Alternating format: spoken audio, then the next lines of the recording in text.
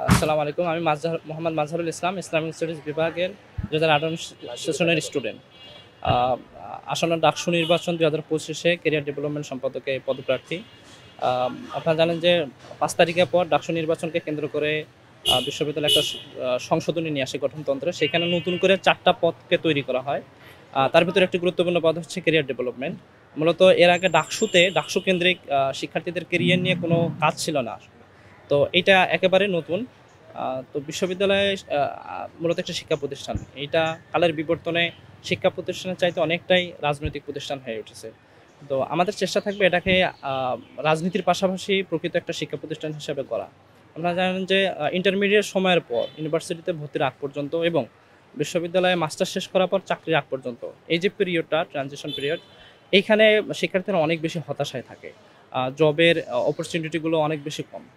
এবং আপনারা আরও খেয়াল করবেন যে প্রাইভেট বিশ্ববিদ্যালয়গুলোতে প্রতি বছরই অনেক বড় করে এবং জাঁকজমক করে ক্যারিয়ার ফেস্ট, জব ফেস্ট আয়োজন হয়। কিন্তু ঢাকা বিশ্ববিদ্যালয়ে ৪০,০০০ স্টুডেন্ট রানিং। তো সেখানে তাদের জন্য এরকম জব ফেস্টের অপরচুনিটি নাই।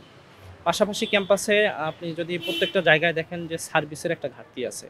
তো সেখানে শিক্ষার্থীদেরকে নিয়ে পার্ট টাইম কাজের ব্যবস্থা করা যায়, যার মধ্য দিয়ে শিক্ষার্থীদের যে আর্থিক সচ্ছলতা সেটাও কাটিয়ে ওঠা যাবে এবং একই সঙ্গে বিশ্ববিদ্যালয়ের যে সার্ভিস বা সুযোগ সুবিধা সেটাও বাড়বে। ফলে আমরা এই জায়গায় একটা কানেকশন ব্রিজ হিসেবে কাজ করার চেষ্টা করব এবং একই সঙ্গে কেরিয়ারের জন্য যে সমস্ত বেসিক স্কিল প্রয়োজন হয়, বিশেষ করে কেরিয়ারে তো অনেক বেশি বৈচিত্র্যতা আছে। ফলে দেখা যায় যে মৌলিক যেই স্কিলগুলো যেগুলো সব ক্ষেত্রেই লাগে, সেই সমস্ত স্কিলগুলো ক্যাম্পাসে অ্যাভেলেবেল না। তো আমরা এই অপরচুনিটিগুলো ক্যাম্পাসে অ্যাভেলেবেল করার চেষ্টা করব এবং একই সঙ্গে আমরা শিক্ষার্থীদের কাছে যাচ্ছি, যেহেতু এটা নতুন পদ, আমরা শিক্ষার্থীদের সাথে যাচ্ছি, বিভিন্ন ফ্যাকাল্টি, ডিপার্টমেন্ট এবং ইনস্টিটিউটের শিক্ষার্থীর কাছে যাচ্ছি। কেরিয়ার কেন্দ্রিক তাদের চাওয়া কি এটা আমরা জানার চেষ্টা করতেছি। ফলে তাদের চাওয়াগুলোকেই আমি আমার ইশতেহার হিসাবে উপস্থাপন করব এবং এটাকেই সামনে রেখে আগামী ১ বছর কাজ করার চেষ্টা করব যদি নির্বাচিত হই। আচ্ছা, আ আ আ আমরা যে প্যানেলটা দিয়েছি, আমরা চেষ্টা করেছি বিশ্ববিদ্যালয়ে যে যত শিক্ষার্থী আছে প্রায় ৪০,০০০ শিক্ষার্থী, তাদের প্রত্যেকের প্রতিনিধিত্ব করে এরকম প্রার্থীদেরকে নিয়ে আমরা একসঙ্গে ঐক্যবদ্ধ শিক্ষার্থী জোট গঠন করেছি। আমরা চেষ্টা করেছি যাতে তারা প্রত্যেকটা শিক্ষার্থীকেই প্রতিনিধিত্ব করে।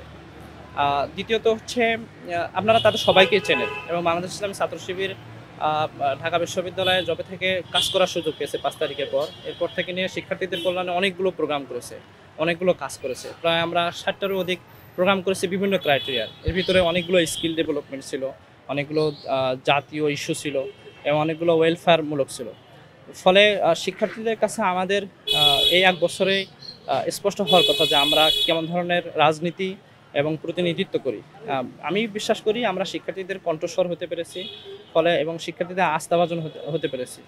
ফলে আমরা আশা করছি শিক্ষার্থীরা নির্বাচনের ক্ষেত্রে আমাদের প্রার্থীদেরকে বিবেচনা করবেন।